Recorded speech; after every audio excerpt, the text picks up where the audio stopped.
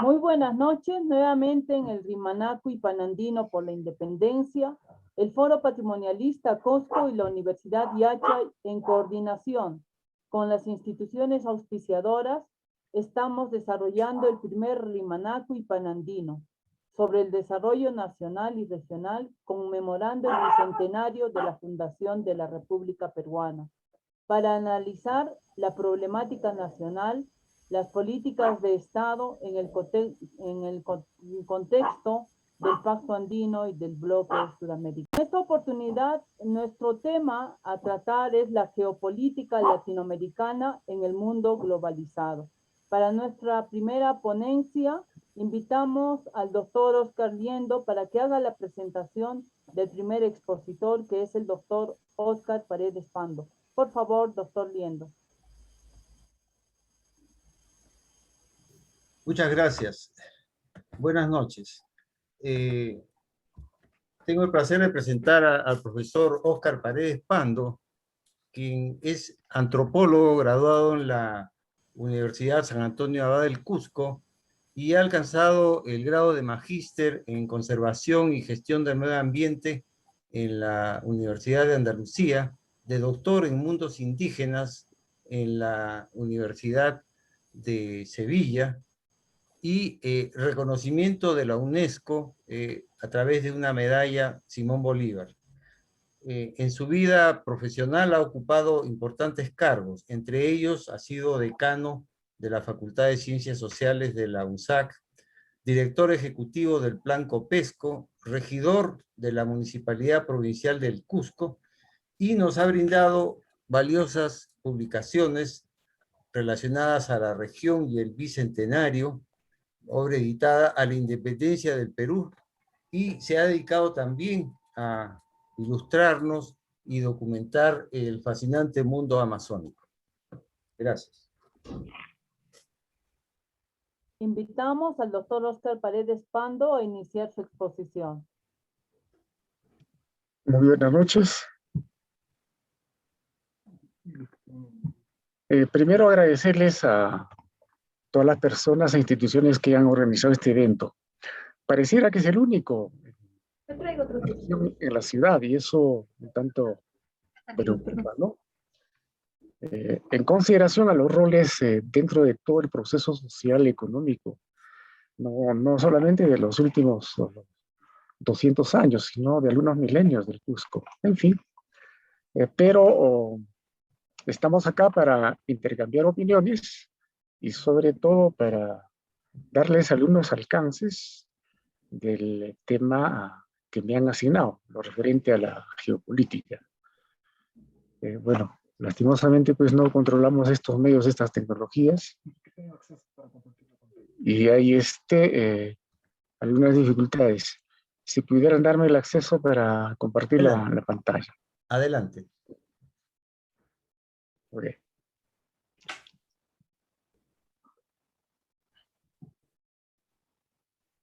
Bien. Ok. Creo que observan, por favor. Quisiera que me den un comprendido. Perfecto. ¿Se está viendo? Perfecto. La geopolítica latinoamericana en el mundo globalizado, ¿no? Desde luego, nuestra primera pregunta tiene que ser, ¿es posible hablar de una geopolítica latinoamericana o de una geopolítica en Latinoamérica, ¿no? Para nosotros la referencia tiene que ser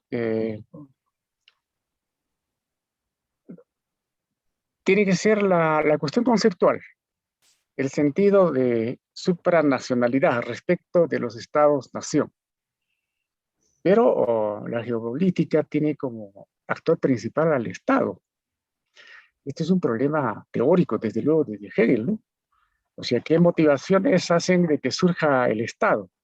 Ahora, en el caso nuestro tenemos pues antecedentes de más o menos 7.000 años, que hará el primer Estado sudamericano. Consecuentemente, no esperamos nosotros que haya una especie de proyección del conocimiento occidental para hablar de Estado, ¿no?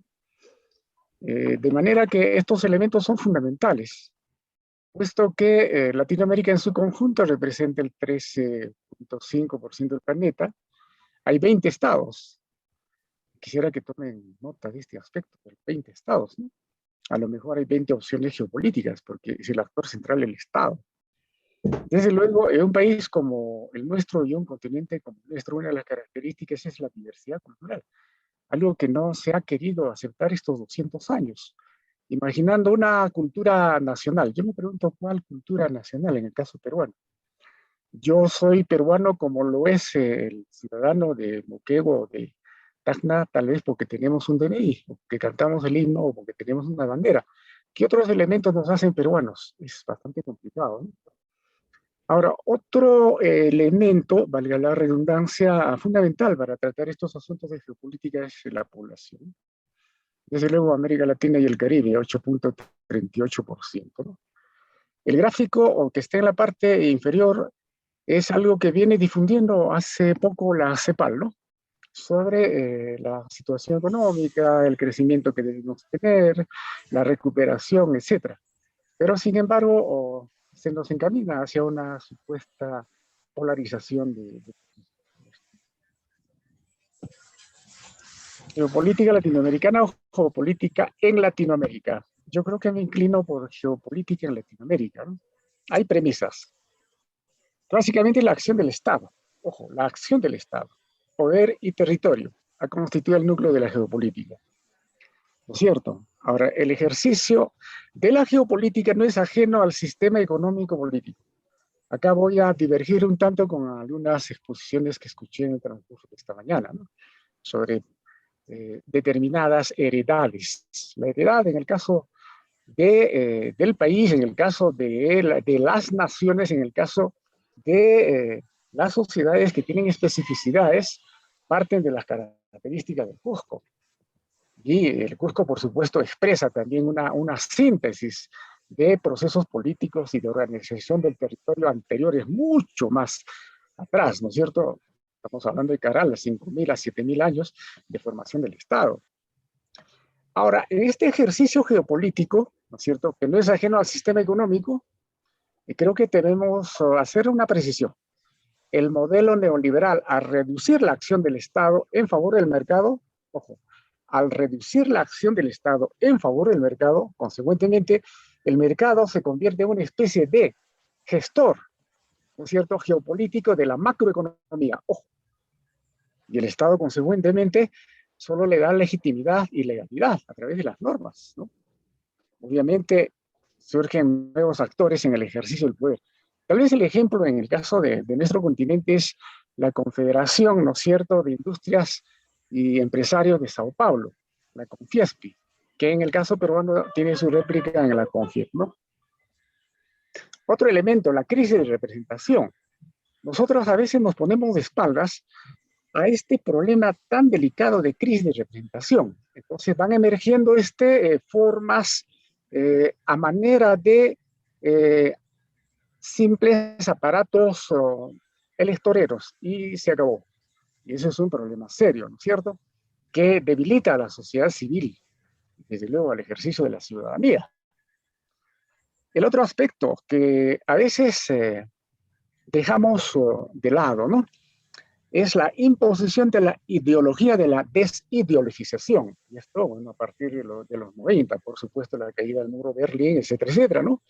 Donde, bueno, se impulsan discursos muy deleznables, ¿no? No hay derecha, no hay izquierda, etcétera, etcétera, ¿no? Y sobre todo estas 48 horas con lo que viene sucediendo en Cuba, del cual no tenemos mayor información, ¿no es cierto? Excepto algunas imágenes y opiniones muy, diríamos nosotros, opiniones muy aventuradas, ¿no?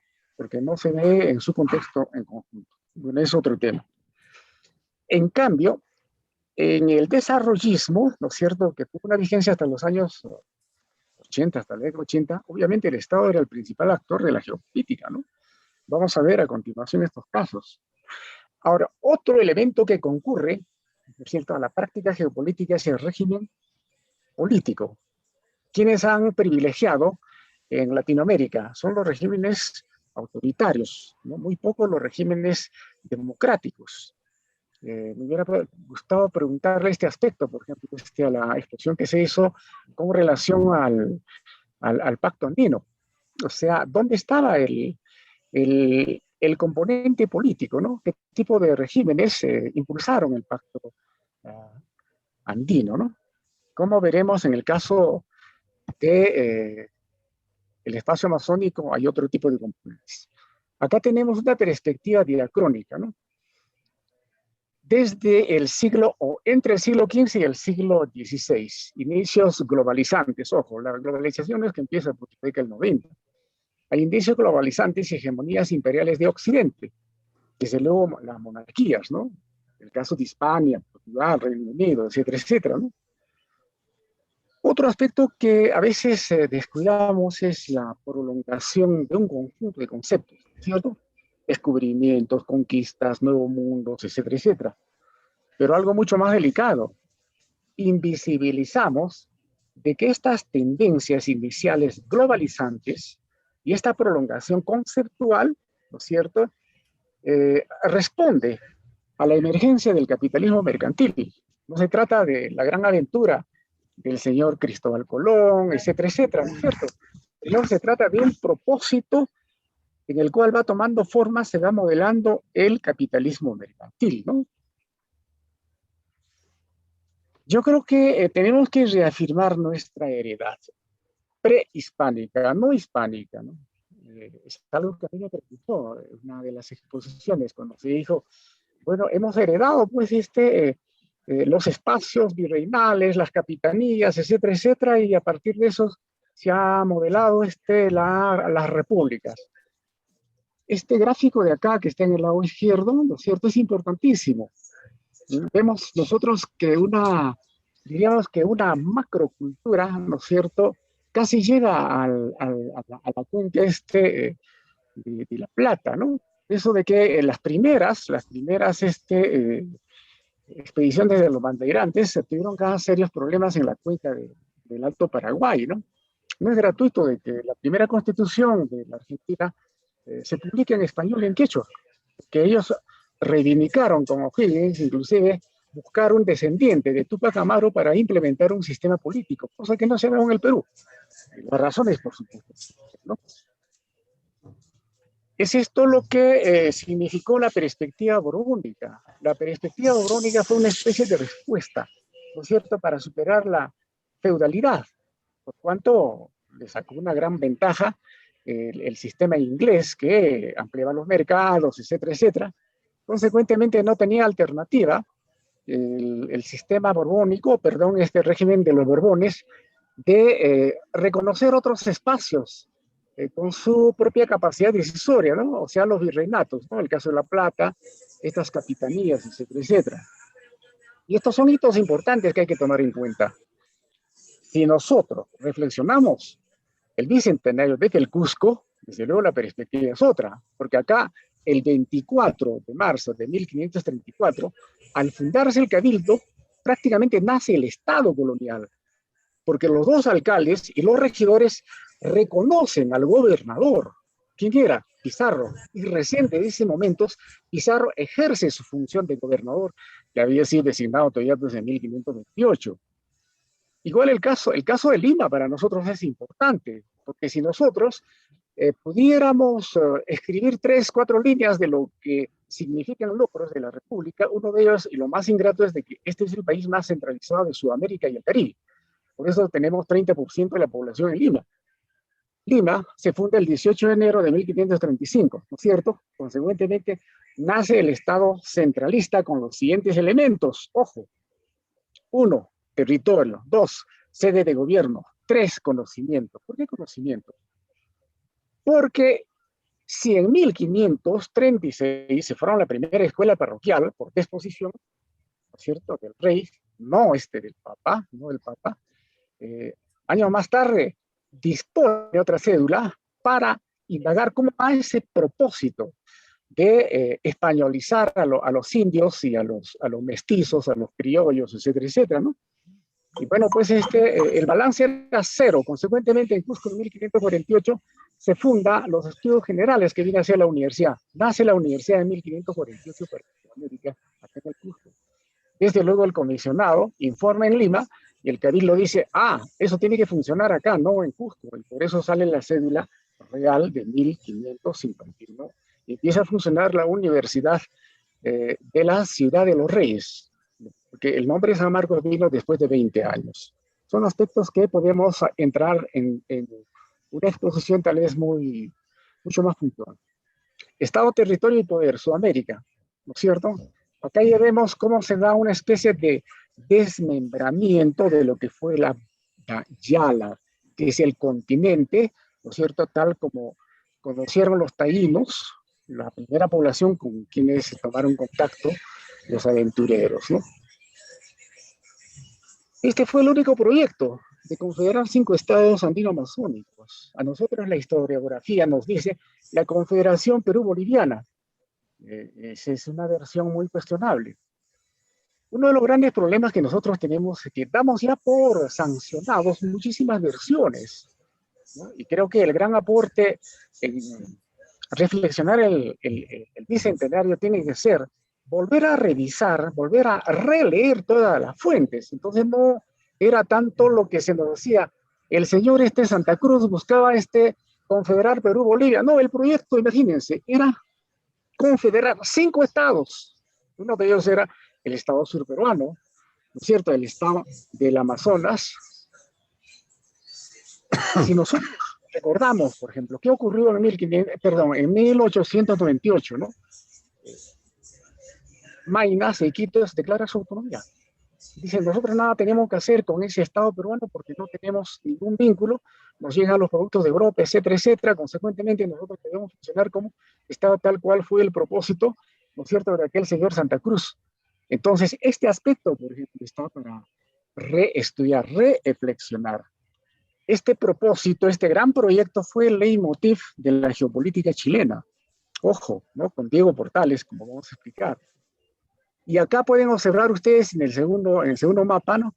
El Cusco dentro del país unitario, ¿no es cierto? El Cusco que llega hacia las fronteras del Brasil y hasta el litoral, ¿no es cierto? El norte de Arequipa estaba dentro de la jurisdicción directa del Cusco. ¿Cuánta falta nos hace a nosotros hacer un trabajo, por ejemplo, de cartografía básica, reconstruyendo todos estos procesos que se dan, ¿no? Desde luego las pérdidas territoriales, ¿no es cierto? Acá tenemos una mejor vista de lo que fue el Cusco hasta inicios del siglo pasado, ¿no es cierto? Desde el litoral hasta la Amazonía. Y acá todo el norte de Madre de Dios, 1912, cuando se funda dicho departamento. Acá hay 2 grandes cuencas importantísimas, ¿no es cierto? La cuenca de Chandles y Yapo. Lastimosamente, el acceso actual es mucho más posible por el Brasil que por el Perú. Pero imagínense ustedes una región, ¿no es cierto?, de esas características, con jurisdicción hasta la frontera. Las posibilidades nuestras serían mayores, ¿no? En fin, son aspectos que hay que replantearlos. Ahora, este propósito de la formación de los estados y consecuentemente el ejercicio del poder en función del territorio, la típica percepción geopolítica, ¿no es cierto?, tuvo pues respuestas un tanto a minorar esa tendencia. Y los encargados fueron las entidades multinacionales, supranacionales, especialmente vinculados al sistema financiero. Caso del Banco Mundial, caso del Banco Interamericano, caso de la CEPAL también, ¿no? Y bueno, motivan de que los países en función a ciertas características comunes, formen esquemas de interacción. La comunidad andina, una de ellas, 1969, ojo, 1969. Es bueno preguntarse, ¿quién gobernaba en 1969? Por ejemplo, en Chile, ¿quién gobernaba en 1969? No era Pinochet. No era Pinochet, ¿no es cierto? ¿Quién gobernaba en Ecuador? ¿Quién gobernaba en Bolivia? En el Perú, por supuesto. Estaba ya el régimen militar, pero un régimen militar un poco que se alejaba de lo que era las orientaciones de la doctrina de seguridad del Estado. En cambio, en el caso del Brasil, sí generó toda una preocupación la formación de la comunidad andina. Entonces, dio una respuesta con la formación del Tratado de Cooperación Amazónica. A los meses, yo creo que era la oportunidad del Perú para negociar algunas posibilidades que tenía dentro de su perspectiva y que tiene dentro de su perspectiva de largo plazo el Brasil, ¿no es cierto? El Brasil es uno de los pocos países que tiene objetivos nacionales permanentes. Igual lo tiene en alguna medida Chile y también la Argentina. Después no encontramos, yo tuve suerte de ser alumno de la Universidad de Brasilia y uno de los cursos era geopolítica. Eso lo dictaba un general que tenía un doctorado y que, bueno, la universidad no financió un viaje a la hidroeléctrica más grande del mundo, que es Itaipú, dentro del programa, porque se trataba del factor energético fundamental para el funcionamiento del soporte industrial del Brasil. Eso es la geopolítica en realidad, ¿no es cierto? Diríamos nosotros, es la realpolitik, la geopolítica. Estos esquemas de cooperación, ya como indiqué, respondían a esas motivaciones del Banco Interamericano, del Banco Mundial, ¿no es cierto? Y bueno, pues surge Mercosur inicialmente entre Argentina y Brasil, porque había un espacio considerado dentro de la perspectiva geopolítica como una especie de tapón, ¿no? Era y es el Uruguay. Entonces luego finalmente logran ampliar, ¿no? Y conocemos lo que es el proyecto ALBA, ¿no? Ahora me tomaré unos minutos en estas orientaciones de las escuelas geopolíticas, ¿no? El caso de Brasil. De política exterior a partir de variables geográficas. Vean ustedes estos gráficos, ¿no? Estos gráficos están en los libros clásicos de geopolítica de las escuelas superiores de guerra, ¿no? O sea, de este punto de Natal al África, a Dakar, es el kilometraje menor que de este punto hasta la frontera con el Perú, hasta Perú de la Esperanza, ¿no? Entonces, tienen ese tipo de lecturas, ¿no es cierto? O sea, la geografía que nos hace entre los 5 países más grandes del mundo nos da estas grandes ventajas. Consecuentemente, como nosotros estamos tan cerca al África, a nosotros nos corresponde, sí, la heredad de lo que fue la perspectiva portuguesa, ¿no es cierto?, en las colonias del África, y por eso que asumió en las universidades de Sao Paulo, de Brasilia, del mismo Belo Horizonte y Río de Janeiro, siempre hay estudiantes de Guinea-Bissau, etcétera, etcétera, ex colonias portuguesas que han sido asumidas, ¿no es cierto?, por la práctica de la macroeconomía geopolítica del Brasil. Vean ustedes este gran espacio, ¿no? En este gran espacio que está en un atlas de geopolítica del Brasil, no comprende países, comprende algunas localidades, pero no hay tal demarcación, ¿no? No hay tal demarcación, sino es una demarcación que funciona su perspectiva evidentemente geopolítica. Y desde luego acá tenemos el proyecto amazónico, ¿no? Surgido en 1971-72 como una respuesta a los problemas sociales, sobre todo del nordeste del Brasil y también de la parte sur, ¿no es cierto?, donde hay una estructura de la gran propiedad de la tierra. Entonces, ¿para qué llevar a cabo reforma agraria? Decían los militares en aquel entonces. Hagamos supercarreteras a la selva, porque la selva es un territorio sin habitantes. Es un territorio para habitar, porque simplemente ignoraban, ¿no es cierto?, la existencia de poblaciones amazónicas, etnias amazónicas. Entonces, todo ello está en los documentos de la Escuela Superior de Guerra, el Instituto Río Branco, que viene a ser el instituto que forma a los profesionales de las relaciones internacionales de Brasil, entre cuyos alumnos, increíblemente, yo encontré, porque estuve en esas universidades, alumnos de Chile, alumnos de Ecuador, pero no había un solo alumno, por decir ni del Perú, ni de Argentina, ¿no? Porque hay un principio pues, que acuñó Pinochet, como les voy a mostrar, ¿no? Acá está. Estos son textos clásicos que se estudia dentro de lo que es la geoestrategia y la geopolítica. Volvería de Couto de Silva es una especie de clásico que está siempre en los planes de mediano y largo plazo, ¿no es cierto? Con sus perspectivas en función de lo que es el ejercicio del poder y el territorio. También Meira Matos y esta profesora, Berta Becker, ¿no? Estos gráficos son parte de los estudios que hicimos nosotros entre el 82 y el 83, referidos a la interoceánica. Y realmente nos quedamos sorprendidos quienes nos abocamos a esa tarea de que ya estaban en los textos que son parte de la formación de los oficiales superiores, porque esto está en la escuela de guerra principalmente, ¿no?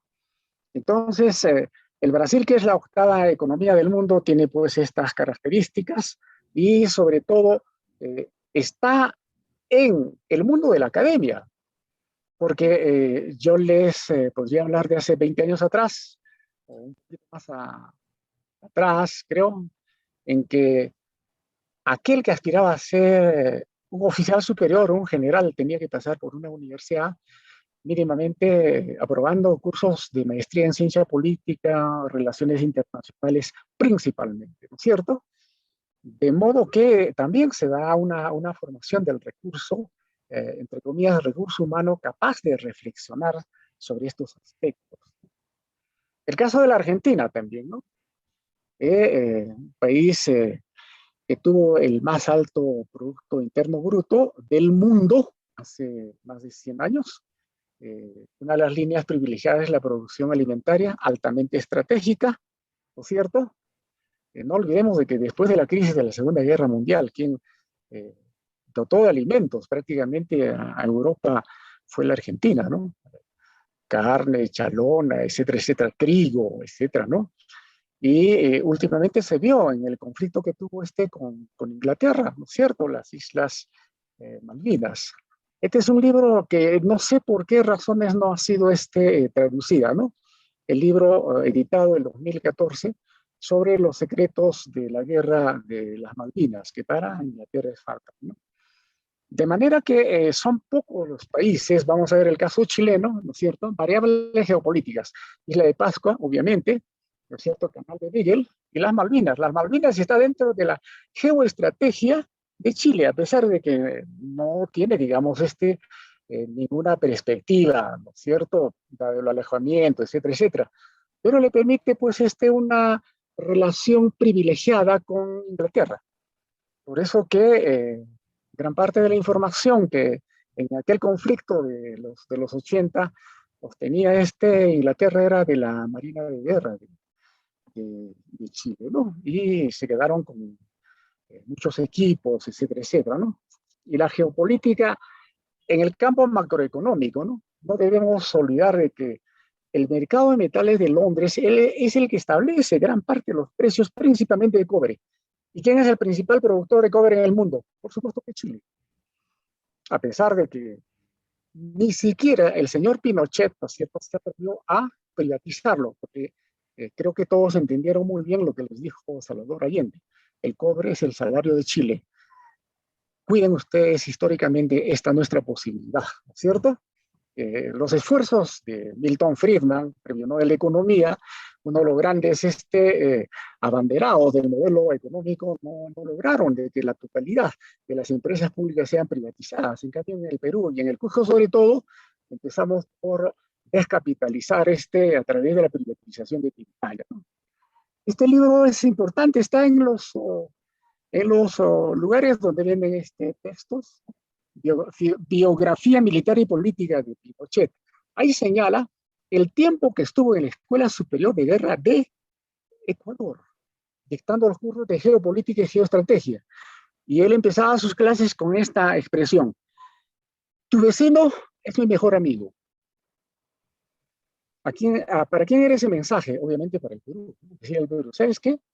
Mi mejor amigo es Ecuador, porque es tu vecino, porque con él tienes otro proceso histórico que puede convenientemente abonar a mis propósitos geopolíticos, ¿no? Ahora, hay un aspecto que también no le damos la atención, ¿no?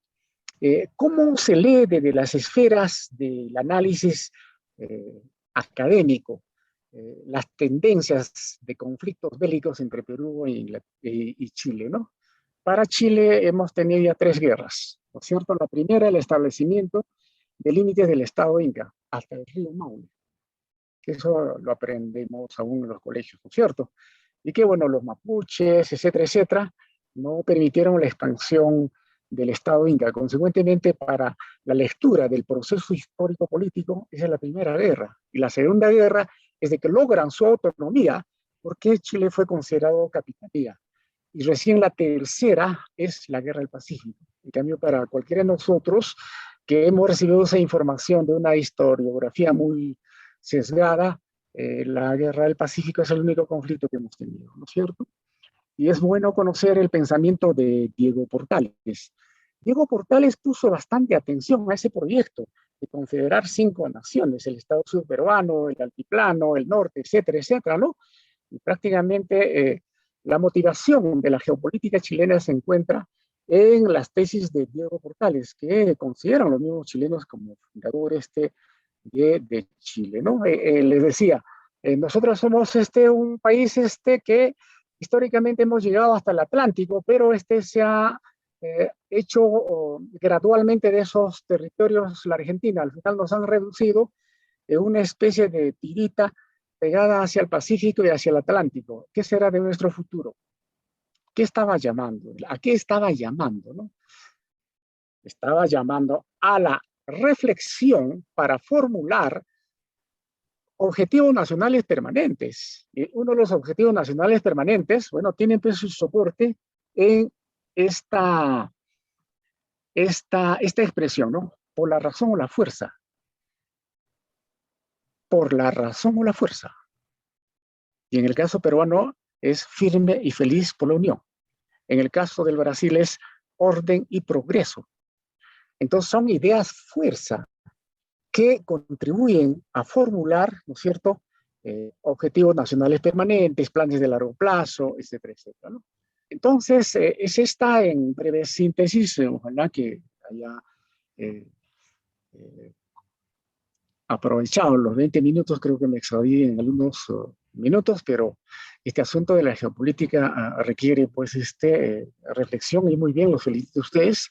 En una ocasión, y termino con esto, busqué en Lima cuando estaba haciendo mi tesis en ciencia política al general de Mercado Jarrín, que él tenía una pequeña oficina donde funciona el comando conjunto, y era una oficina pequeñita, era la única persona que se preocupaba de la geopolítica a través del Instituto Peruano de Geopolítica. Y cuando le pregunté, cuando le dije general, ¿y cómo funciona el Instituto Peruano de Geopolítica? La respuesta un tanto que me desubicó, ¿no? Me dijo, el Instituto Peruano de Geopolítica soy yo, porque a nadie le interesa, a pesar de que yo asumí responsabilidades en relaciones exteriores, etcétera, etcétera, pero no nos interesa, posiblemente porque nuestro conocimiento de todo el proceso histórico, político, territorial, del ejercicio del poder no es lo suficiente, y eso hace de que estemos un tanto contentos de nuestra realidad.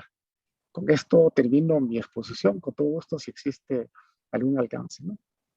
Muchas gracias, doctor Oscar Paredes Pando, y queremos felicitarle por esta brillante exposición y las ideas, las luces que nos ha dado sobre geopolítica latinoamericana en el mundo globalizado. Vamos a continuar con los ponentes. Ahora a continuación corresponde la exposición del arquitecto Armando Villanueva Mercado. Invitamos a Lucho Castro para que por favor nos pueda hacer una breve presentación del arquitecto Armando Villanueva Mercado. Bien, muchas gracias. Antes que nada, sumarme a las expresiones de felicitación de nuestra moderadora por la exposición tan pertinente, tan ilustrativa de Oscar Paredes. Bueno, me ha tocado la posibilidad de hablar de un personaje cusqueño, polémico, y que tiene gente que lo apoya, que lo admira, y también muchos detractores. Se trata del arquitecto Armando Villanueva del Campo, quien ha sido congresista y uno de los pocos representantes cusqueños, cuando fue congresista, que mantenía con cierta frecuencia una relación con su pueblo que lo eligió. Y también uno de los pocos que ya ha merecido críticas de su propio partido, que tuvo una posición contra la construcción del aeropuerto de Chinchero, no por razones partidarias, sino por las razones de valor que hemos manejado al interior de estos colectivos. Entonces, Armando Villanueva, para nosotros creemos que es un hombre destacado dentro de la política cusqueña, es un líder de opinión en ese sentido, por lo tanto es conveniente escuchar también sus puntos de vista sobre un tema tan polémico como es la geopolítica latinoamericana en un mundo globalizado. Armando, muy buenas noches, bienvenido. Gracias, Lucho, gracias a los organizadores por haberme planteado el reto de participar en este Rimanaicu con motivo del Bicentenario, pero más aún plantearme el desafío de hablar sobre geopolítica. Saludo a Oscar, saludo a la ponencia que ha hecho, además, muy académica, por cierto, en las referencias, muy precisa, cosa que me exime de poder hacer mayores comentarios respecto de la geopolítica y la formación y los procesos que muy bien han sido detallados y que muy bien debían poder ser ampliados en alguna oportunidad. Permítanme, por tanto, hacer algunas referencias propias del contexto en el que nos hallamos hoy día. Ante los paradigmas que se plantean en el mundo hoy día como objetivos, por ejemplo, del desarrollo hacia el 2030, que dadas las circunstancias de pandemia, crisis económica, crisis políticas y sanitarias generadas, obviamente nos replantean. Algunos, los mismos objetivos del desarrollo sostenible, que como metas para el 2030 tenían en esta década, inclusive el 20 mismo, el inicio de una acción que debía ser ejemplarizadora para la consecución de los objetivos, la historia ha cambiado y por tanto los objetivos ya no serán tales y en algún momento deberán replantearse. Por ejemplo, no se erradicará la pobreza, ¿no? El 2019, 600 millones de hombres y mujeres en el mundo vivían con apenas $1.90 al día.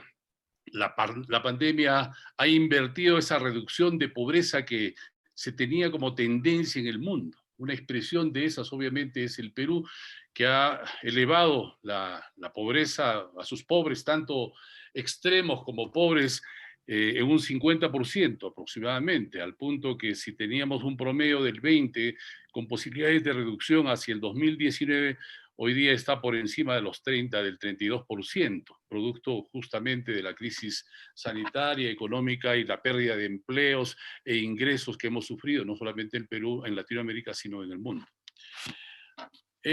Hoy día hay más hambre de aquel que se preveía reducir. El 18 éramos 2.000 millones de personas en el mundo, que equivalían más o menos al 26.4%, y hoy día, obviamente, esto se ha incrementado y hay menos posibilidades de reducir. Las posibilidades de proteger a la humanidad en temas como salud igualmente se han deteriorado y descarnadamente la crisis sanitaria que hemos vivido ha mostrado las limitaciones no solamente de países como el nuestro, Latinoamérica, sino el mundo entero.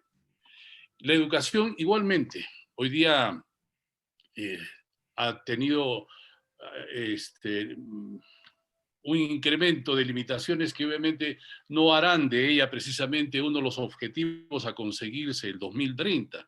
Si el 2018 habían 258 millones de niños sin escolaridad en el mundo, que equivalían aproximadamente al 17% de niños que potencialmente requerían de ella, esta obviamente se ha ampliado ostensiblemente como resultado de la pandemia en 2020 y la continuación de esta el 2021 inclusive.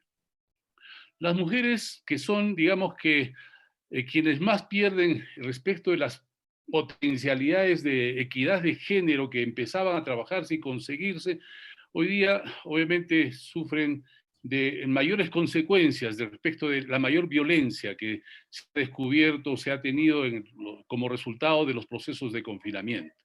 El agua para todos, que era un objetivo igualmente en el mundo, ya que 2.200 millones aproximadamente carecían de agua potable y segura hacia el 2018, 4.200 no disponían de servicios de saneamiento, que equivalía más o menos a un 50%, casi o más del 50% en el caso del saneamiento y un 25% o 27% en el caso del agua. Esto igualmente se ha incrementado, más en momentos en que el agua se convirtió en un elemento, digamos que estratégico para combatir el COVID que sufrimos hoy día. Una luz de esperanza ha surgido en la medida en que el consumo energético y las posibilidades de sus beneficios han permitido incrementar de un 83% en el mundo a un 97%, inclusive en países como el nuestro, y por tanto un promedio similar en Latinoamérica, con opciones alternativas que hoy día son más necesarias en el mundo, aquellas que preeminentemente utilizaban de tecnologías no renovables, o tecnologías renovables, o fósiles más bien, con las consecuencias en el clima y el cambio climático que todos acusamos igualmente deficitaria como producto de todo este proceso. Hay una crisis económica laboral que igualmente seguirá creciendo con la crisis económica. Hay una crisis de industria e infraestructura, en la innovación igualmente. La desigualdad es otro de los aspectos que ponen en riesgo el desarrollo sostenible, y las desigualdades más el cambio climático son las mayores amenazas para la consecución de los derechos, de los objetivos de desarrollo sostenible. Las ciudades igualmente, que debían hacerse responsable de fundamentalmente el cuidado y la seguridad de las personas, hoy día son espacios que han procreado, espacios que han hecho de las sociedades más vulnerables, porque los barrios marginales se han incrementado y porque estos son hoy día espacios en lo común de grupos sociales cada vez más necesitados de empleo, de ingresos y por tanto acusando mayores vulnerabilidades que subsumen los objetivos del desarrollo a una mayor precariedad en su consecución.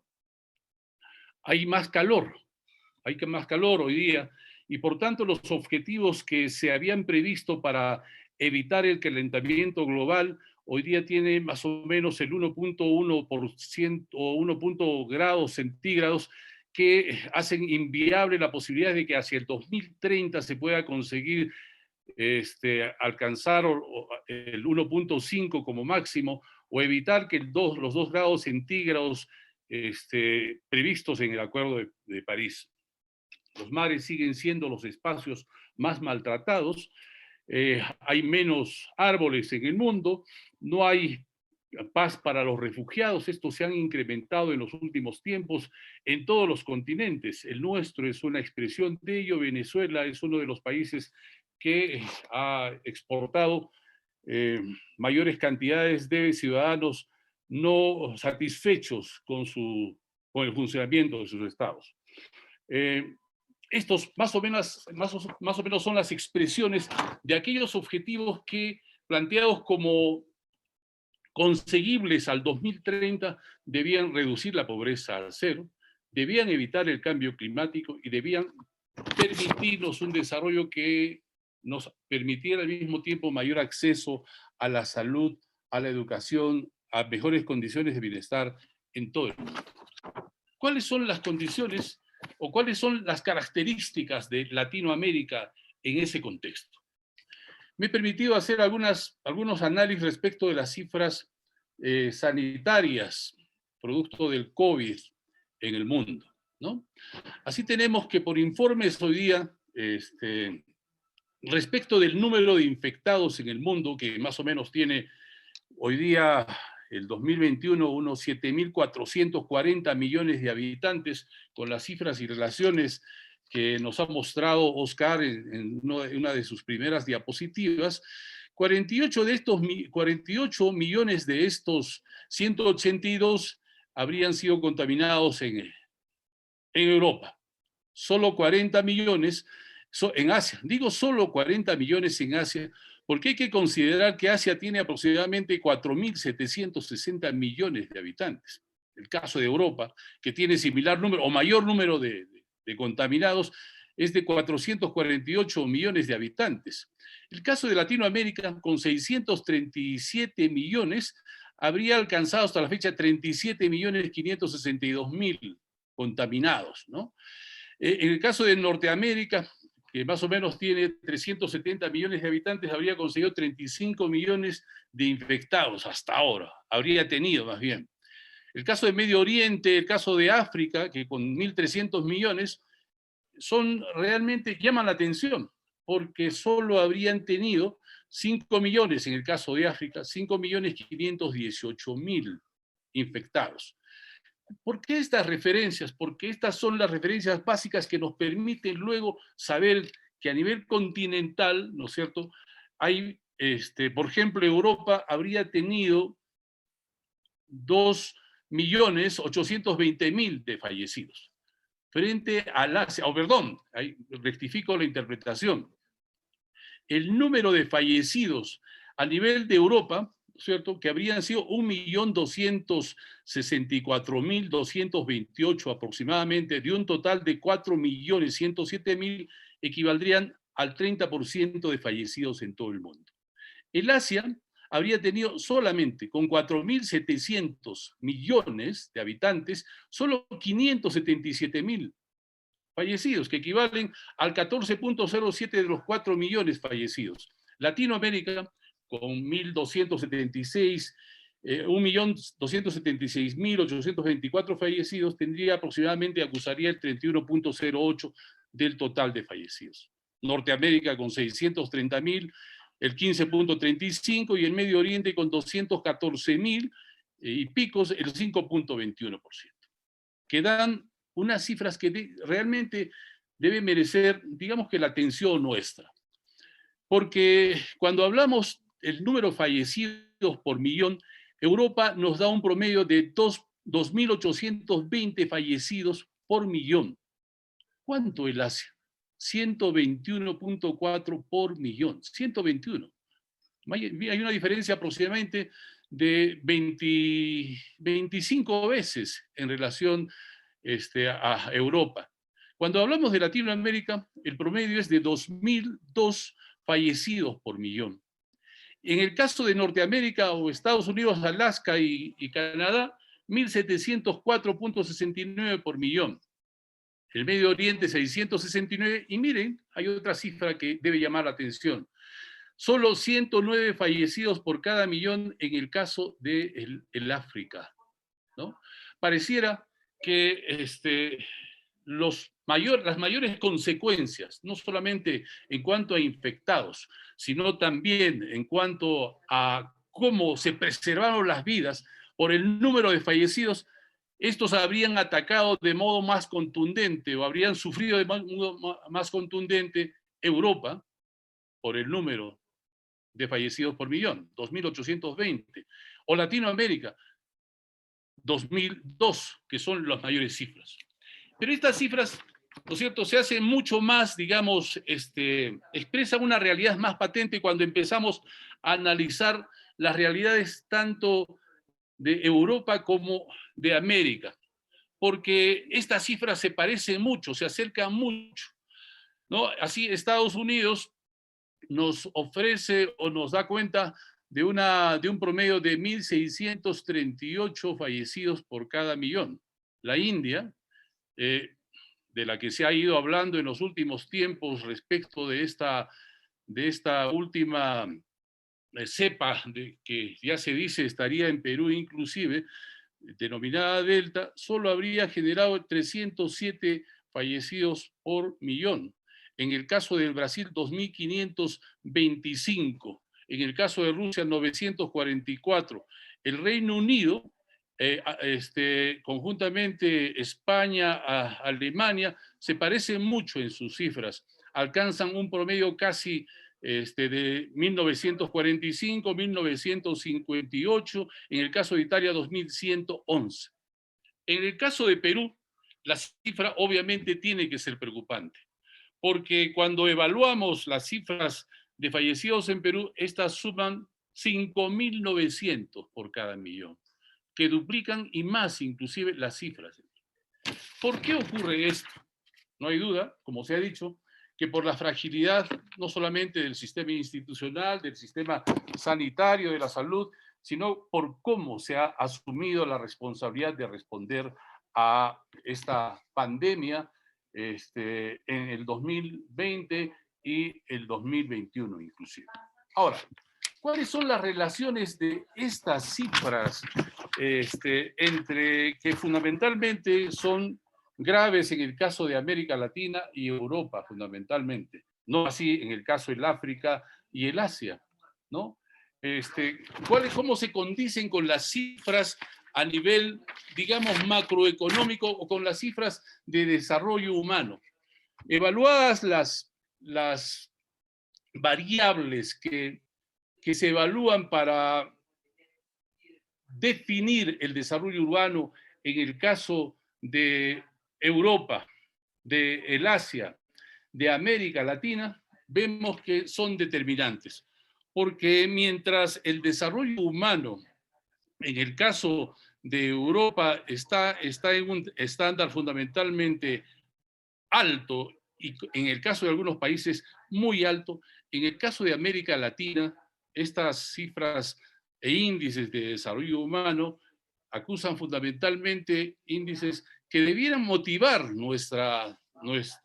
nuestro optimismo, ¿no? Porque ciertamente dan cuenta de que países como Costa Rica, como Bahamas, Uruguay, Estados Unidos, Chile, Argentina y Panamá están ubicados dentro del índice de desarrollo humano alto, muy alto. Y países como Jamaica, México, Perú, Colombia, Bolivia, Brasil, es decir, 12 países están con un estándar de índice humano alto, ¿no? Solo algunos países como Trinidad, o no, como Guyana, Guatemala, Honduras, Guatemala, Nicaragua, tienen un índice de desarrollo humano medio, ¿no? Y ninguno está en el índice bajo de desarrollo humano, espacio en el que fundamentalmente está ubicado el África.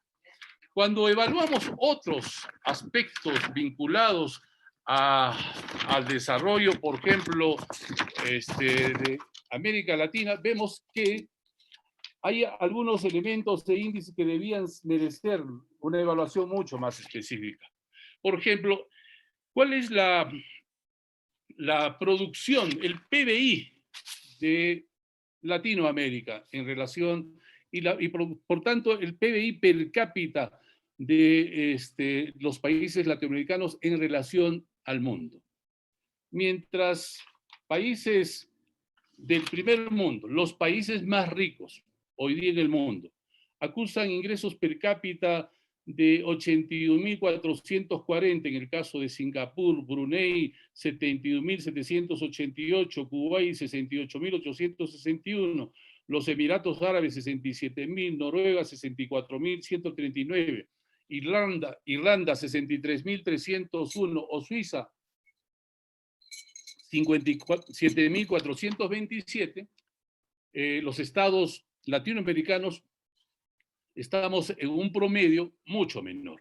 Así, Brasil, que es una de las economías más grandes, que tiene una producción de PBI de aproximadamente 1.434 millones de PBI nacional, da un ingreso per cápita o un PBI per cápita de 6.796, que obviamente hace la diferencia en relación a los países más ricos en el mundo, porque son 10 o 15 veces menos.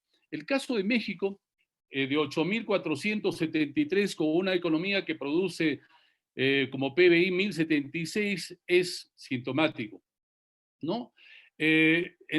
Argentina con 8.533 de PBI per cápita, Colombia con 5.396, o Perú con 6.175, Ecuador con 5.588, dan cuenta de economías emergentes con ingresos medios, ¿no?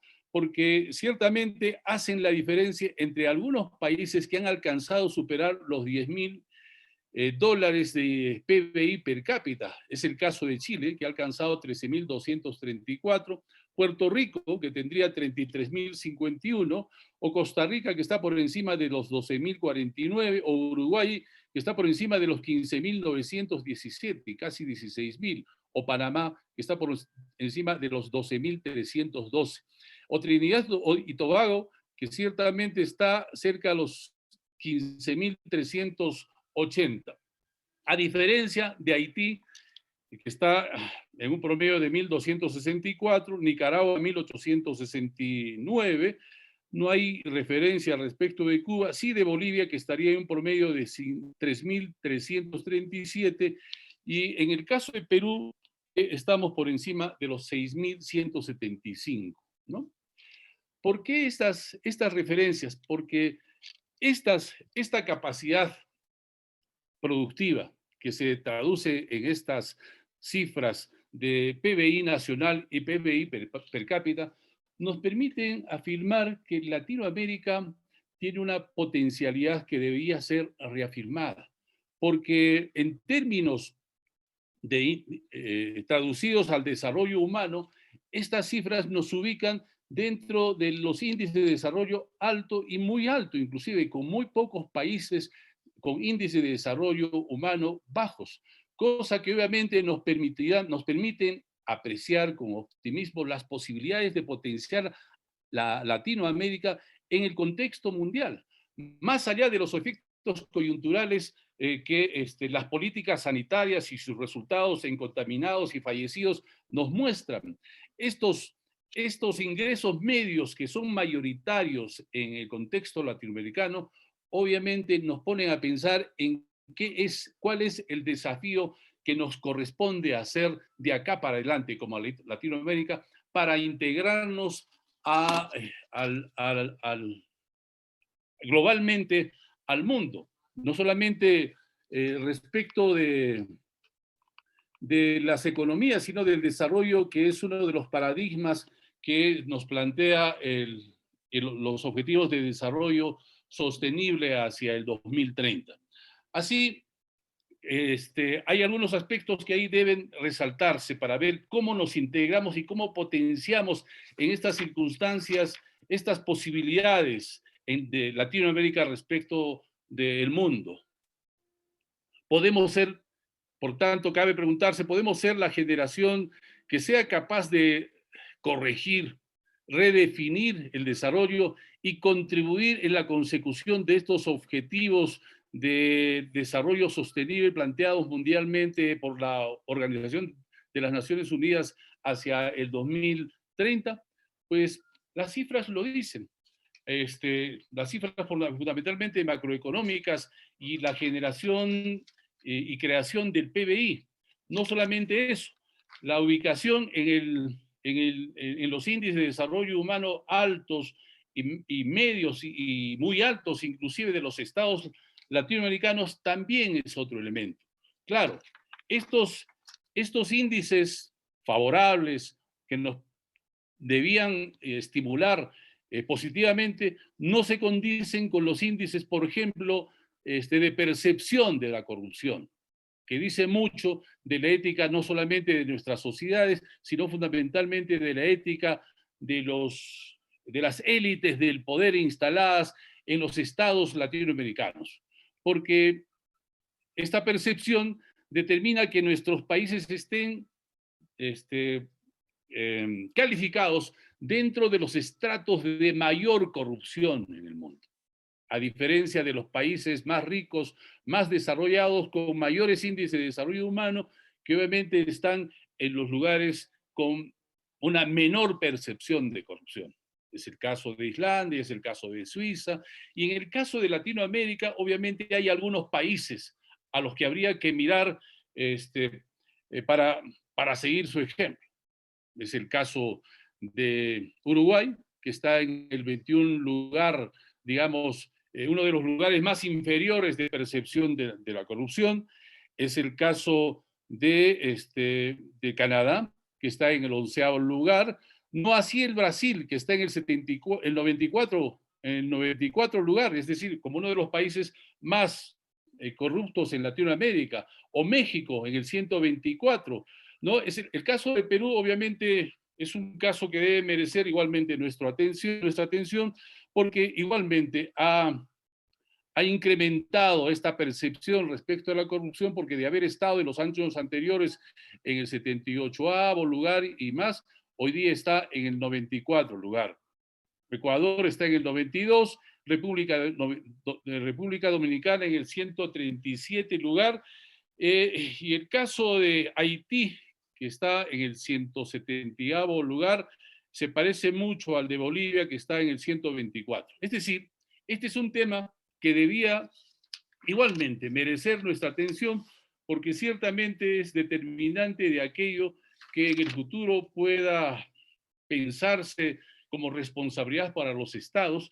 En tanto países como el nuestro, todos sabemos, hemos desperdiciado o hemos sido objeto de pérdida como producto de la corrupción, precisamente en el Perú, solo el 2020, en que se supone que el comportamiento de solidaridad, de hermandad, debía haber disminuido estos hechos. Digamos que la pérdida de presupuestos como producto de la corrupción, esta pérdida ha alcanzado aproximadamente el 10 y el 11% del PBI nacional, porque todos sabemos que el 2020 habría alcanzado por lo menos 23.000 millones por informes de Contraloría de la República.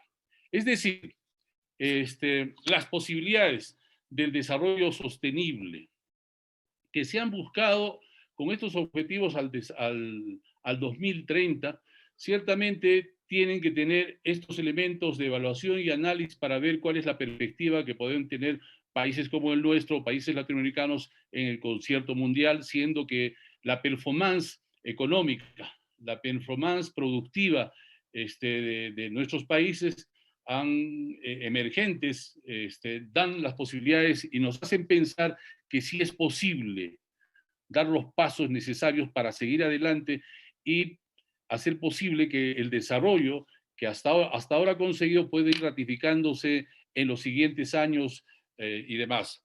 Así que estas son algunas de las reflexiones, algunas cifras que he alcanzado evaluar para ver que comparativamente veamos en Latinoamérica y en países como el nuestro las posibilidades de poder plantear políticas de reactivación que de la mano de los objetivos del desarrollo sostenible, más la posibilidad de hacer que estos objetivos sean compatibles con el medio ambiente para alcanzar los límites de calentamiento global que planetariamente nos hemos puesto de acuerdo en París, sean viables. Particularmente creo que esta es una oportunidad para el crecimiento económico sin la destrucción del medio ambiente ni el incremento de la desigualdad, que gracias a estas cifras que he tratado de transmitirles son posibles y exigen en el momento de la unidad, no solamente interna de los países, sino de la unidad de las naciones latinoamericanas para conseguir que objetivos como la Comunidad Andina o el Mercosur o la unidad latinoamericana puedan hacerse viables siguiendo el estilo de aquello que fue la Unión Europea, que habiendo empezado con la unión de algunos países que se unieron para forjar políticas respecto del carbón, luego ampliadas para forjar políticas respecto de la energía atómica, luego se tradujeron en la Unión Europea, no solamente para conseguir una moneda común, sino políticas que hoy día se deciden para toda la comunidad económica europea, con un parlamento que decide por consenso permanentemente. Consenso que yo creo del cual debemos aprender para ser aplicado en Latinoamérica y en países como el nuestro. Gracias por la oportunidad de comentar algunos de estos aspectos de los que he dado cuenta. Buenas noches. Muchas gracias, arquitecto Armando Villanueva. Muchas gracias y al igual que en el caso del doctor Paredes Pando, agradecer primero su participación y en segundo lugar felicitarlo por la brillante exposición que nos ha permitido conocer índices de desarrollo humano, los niveles de pobreza que muchos conocemos pero que se han reflejado a través de su exposición en índices numéricos que nos dan una idea un poco más detallada de la realidad geopolítica latinoamericana. Pero cabe preguntarse si nuestra atención solamente debe resumirse en conocer estos índices. El objeto de este Rimanaku Panandino, en el marco de la conmemoración de la independencia de nuestro país, justamente tiene por objeto priorizar nuestra atención, cómo reorientamos, cómo redefinimos, cómo dejamos de lado este proceso de exclusiones, de ninguneos, de un trato totalmente sin justicia social. Y en el marco del tema de la geopolítica latinoamericana en este mundo globalizado, quisiéramos escuchar las reflexiones y los aportes, en primer orden de los componentes de la sala, y al finalizar vamos a dar una última intervención a los expositores para que puedan cerrar con broche de oro este tema de geopolítica latinoamericana. Por ello, invitamos en primer lugar a Julio Gutiérrez, representante de la Universidad Yachay, para que nos pueda hacer unas reflexiones y unos aportes sobre la temática. Por favor, Julio.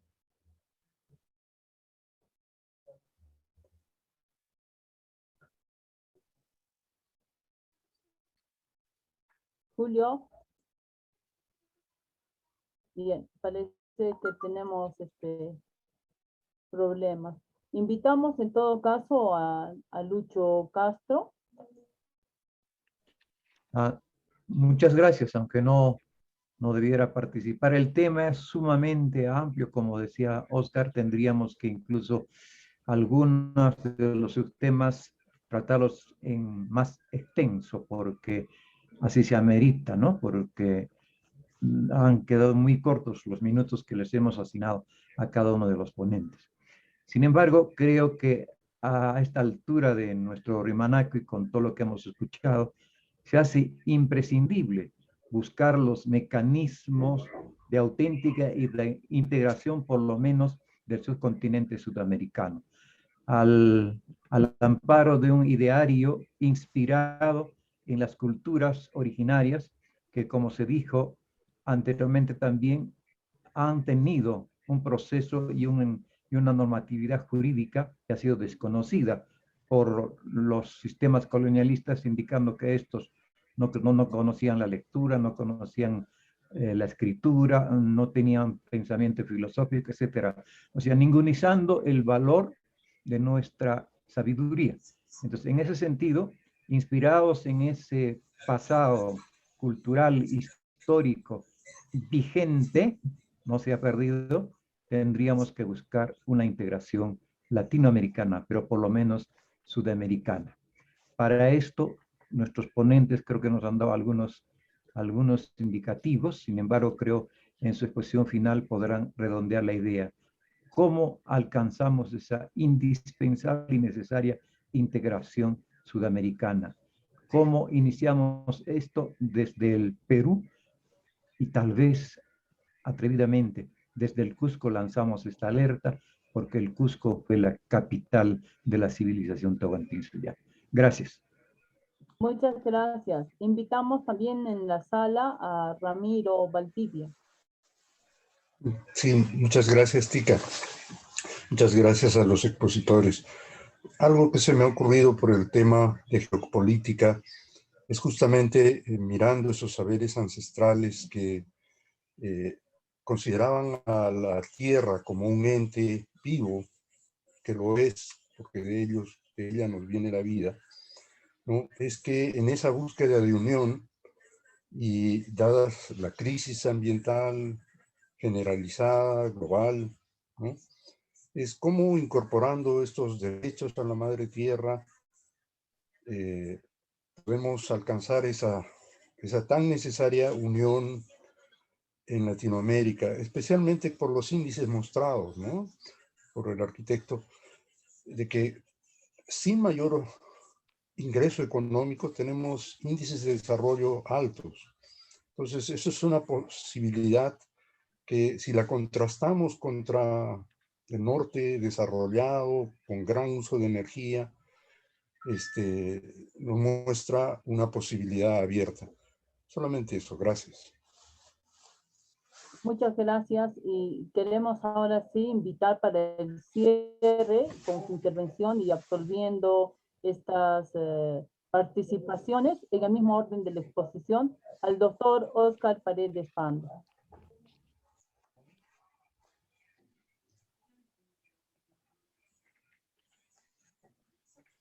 El micro está apagado. Ahora sí. Decía de que el tema tan complejo, si es que nosotros no contextualizamos dentro del escenario político, fundamentalmente, ¿no? Porque se trata del ejercicio del poder. Y el ejercicio del poder se formaliza en el Estado, si bien hay poderes fácticos, ¿no? Voy a tomar algunos segundos sobre la última inquietud, ¿no?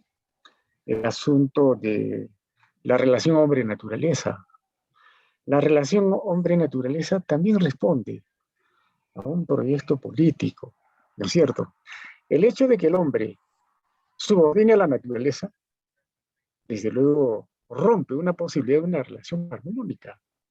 Y la relación armónica era propio de la racionalidad andina, donde el hombre se consideraba parte de esa naturaleza. Pero cuando aquella prolongación de esa racionalidad europea llega en el siglo XVI, ¿cierto?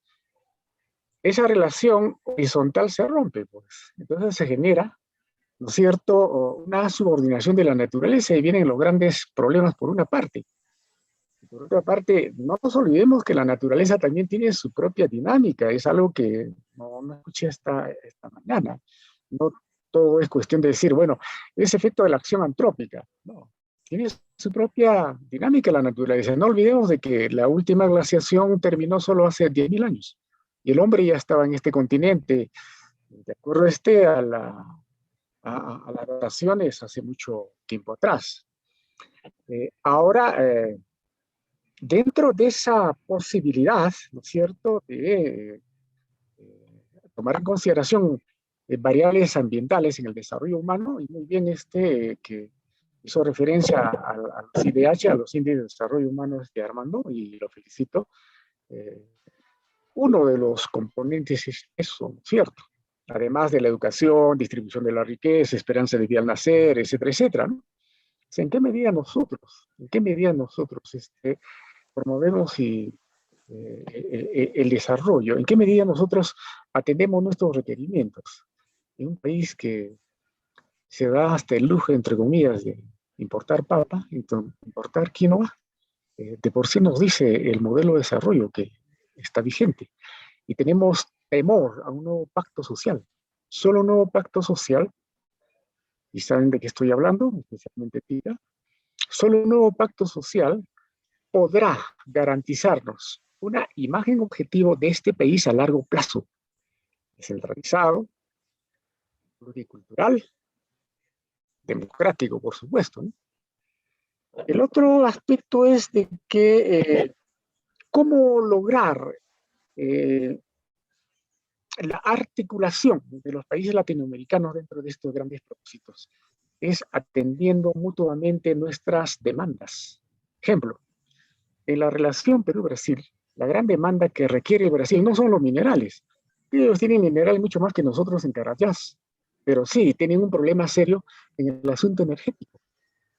Y el asunto energético está acá a la vuelta de la esquina, en el proyecto Inandari, ¿no? Proyecto que lastimosamente ha sido archivado porque, bueno, se ha dado un grito al cielo. Es verdad que cualquier acción de intervención humana tiene efectos en el medio ambiente, pero para eso es la ciencia ambiental, pues, para minorar esos efectos, ¿cierto? Entonces, atendiendo esas demandas, por supuesto que las relaciones van a modificar, se va a propiciar la interdependencia para no ser dependientes. Aquellos esquemas de cooperación, de integración, etcétera, etcétera, que fue impulsado por el Banco Mundial, el Banco Interamericano, al ADI, CEPAL, etcétera, por supuesto no apuntalaban a estos aspectos de naturaleza política, ¿no? Para tal vez ilustrar un poco más este asunto de las demandas mutuas. ¿Cuánto creen ustedes que exporta Chile al Brasil? Más de 3.000 millones. ¿Cuánto exporta el Perú al Brasil? 800 millones. ¿Tiene un centímetro de frontera a Chile con Brasil? Ninguna. El Perú, casi 1.700 kilómetros. ¿Para qué? Ahí se está dando un típico juego de la geopolítica, porque hay el elemento territorio. Tu territorio lo desestimo, consecuentemente, tu vinculación territorial desestimo, debilito, consecuentemente impulso mi abordaje macroeconómico en términos de importaciones, exportaciones y se acabó. Una ocasión el presidente Lula fue bien claro en la frontera, cuando estuvo el presidente Mesa, el presidente Toledo, etcétera, etcétera, ¿no? Cuando dijo Toledo, el presidente Lula cuando dijo, nosotros buscamos ser socios, ¿no es cierto? O sea, aspiraba a tener una relación más horizontal, pero una relación horizontal entre un país como el nuestro, que creo que representa el 2% de la economía mundial, frente a un país que representa la octava economía del mundo, en términos de demandas, ofertas, la cosa es bien complicada. Olvidaba, y con esto termino, el campo del conocimiento. El campo del conocimiento, ¿no? Muchos de nuestros estudiantes, nosotros mismos aspiramos a ir a Estados Unidos, ir a Europa, desde luego Lima, etcétera, etcétera. Y olvidamos de que de 100 universidades, 30 corresponden a universidades del Brasil, donde hay tecnología, donde hay humanismo, ojo, humanismo, ¿no es cierto? O sea, se cultivan valores como garantías de forjar una ciudadanía. Recuerdo en 1996, la UNESCO convocó a 5.000 rectores y les dijo, ¿cuál es el rol de la universidad? Y bueno, todos los rectores pues escribieron discursos y la respuesta era una sola. La respuesta era formar ciudadanos. Estamos en esa perspectiva. Consecuentemente el reto es bastante grande y creo que este tipo de eventos que impulsan ustedes muy bien, nos motivan la reflexión, nos motivan el estudio y sobre todo forjar un discurso desde el interior del país, porque tenemos derecho, porque estamos en el Cusco. El Cusco no empezó pues 1524 con el Cabildo, ¿no es cierto? O sea, su trayectoria responde a una especie de hacer una síntesis del proceso político, económico, tecnológico, humanístico del país. Por eso el Estado Inca es expresión de síntesis de civilización. Gracias. Muchas gracias. El tiempo es justamente nuestro acompañante y en este Rimanaku y Panandino lamentablemente nos vemos obligados a las presiones de nuestro acompañante el tiempo. Invitamos al arquitecto Armando Villanueva para su última intervención y le agradecemos la brevedad con que pueda intervenir. Gracias. El micro está apagado. Sí, gracias. Quisiera hacer solamente dos reflexiones complementarias finales. Cuando uno se pone a pensar en los países más desarrollados desde el punto de vista del índice de desarrollo humano que mide fundamentalmente el progreso y los ingresos, ¿no es cierto? Superando las anteriores mediciones del PBI únicamente que solo medían el crecimiento económico, nos ponemos a pensar que Noruega, Islandia, Australia, Singapur, Estados Unidos, Luxemburgo, son países que han alcanzado ciertos niveles de desarrollo, pero estos niveles de desarrollo al mismo tiempo tienen un fuerte impacto ambiental, ¿no? Es decir, estos países son desarrollados y se han desarrollado con los costos medioambientales que hoy día todos tratamos de superar. La idea entonces, a partir justamente del 2020 y 2021, en que se presenta una oportunidad con la pandemia, nos muestra que los nuevos índices de medición y nuevos objetivos de desarrollo deben estar muy ligados al medio ambiente, al calentamiento global, porque si no, sancionamos a la Tierra y nos sancionamos a todos nosotros a darle fin a esta generación humana. Y entonces, claro, la pregunta es si somos capaces o podemos ser la generación capaz de corregir y redefinir estos términos de desarrollo, ¿no es cierto?, muy ligados también o amigablemente al medio ambiente. Una medición, una aproximación de que esto es posible, ya se ha realizado. Y claro, cuando a Noruega se le mide el impacto ambiental y se le deduce, digamos, los costos que a la humanidad y al mundo nos da esta calidad de país desarrollado, vemos que si le reducimos los impactos ambientales, Noruega pierde 15 puestos en su desarrollo, es decir, ya deja de ser el país más desarrollado. Australia pierde 72 puestos. Singapur 92, Luxemburgo ni qué decir 131. Es decir, si cambiamos los paradigmas de medición del desarrollo, estos países pierden lugar, pierden ubicación. No así los países latinoamericanos. Caso Costa Rica, que de estar hoy día en el 62º lugar pasaría a tener el 37 lugar, o España mismo inclusive, de estar ubicado en el 25 al 14, al 14º lugar. Y en el caso de Perú, en el caso de Bolivia y Latinoamérica, lo mismo, porque esta condición de desarrollo intermedio, digamos, nos determina que afectemos menos el medio ambiente. Esto nos da una perspectiva de que efectivamente tenemos que intervenir en las Naciones Unidas o en los espacios mundiales para redefinir los objetivos de desarrollo muy ligados al medio ambiente, muy ligados amigablemente al medio ambiente. Eso por una parte. Segundo comentario, y con esto termino. Cuando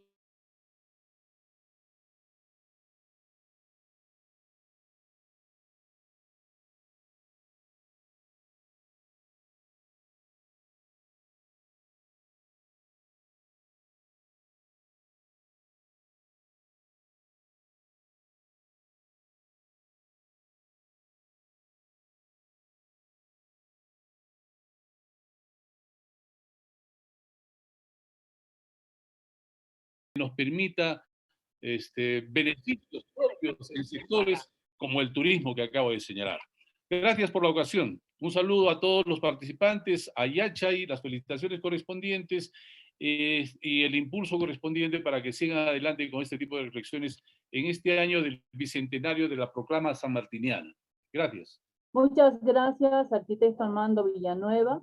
Y volvemos a decir que efectivamente desarrollar y construir a partir de nuestras potencialidades la posibilidad de un modelo de desarrollo socioeconómico sustentable, descentralizado y simbiótico es uno de los objetivos de este Rimanaku Panandino.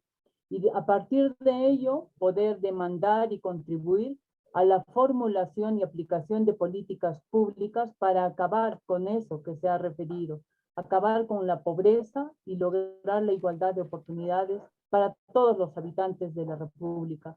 En alguna medida, hoy hemos nuevamente contribuido con estos objetivos a partir de este evento. Reiteramos nuestro agradecimiento por vuestra participación al doctor Óscar Paredes Pando, al arquitecto Armando Villanueva Mercado, quienes nos han ilustrado, han evidenciado y visibilizado toda la problemática en el tema de la geopolítica latinoamericana. Muchas gracias nuevamente, buenas noches a todos y los invitamos a continuar participando en el Rimanaku Panandino el día de mañana a partir de las 9 de la mañana. Muchas gracias, buenas noches a todos.